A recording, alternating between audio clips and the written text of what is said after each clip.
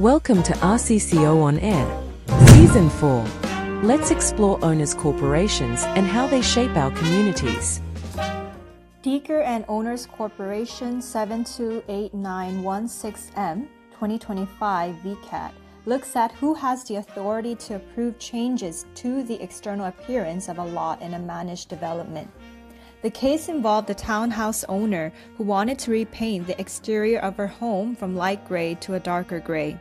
However, the property was subject to design guidelines and a restrictive covenant, which required developer approval for any external works. The developer refused the request, saying color consistency within the townhouse block needed to be maintained. The owner was later advised by the Owners Corporation manager that, because construction was complete, approval rested with the Owners Corporation committee. Relying on that advice, she applied to the committee. The committee refused, and that decision was upheld through the Owners Corporation's internal grievance process. The owner then applied to VCAT, arguing that under Model Rule 5.2, the Owners Corporation could not unreasonably withhold approval to change the external appearance of her lot. VCAT dismissed the application. The Tribunal made several important findings.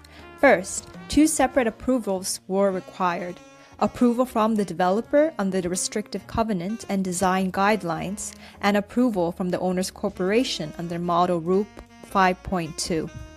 These approval processes are not interchangeable.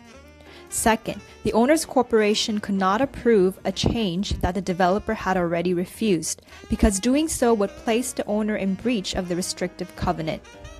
Third, VCAT found that the Owners Corporation acted objectively and reasonably. It followed a fair process, considered the design guidelines, the integrated nature of the townhouse block, and the developer's refusal.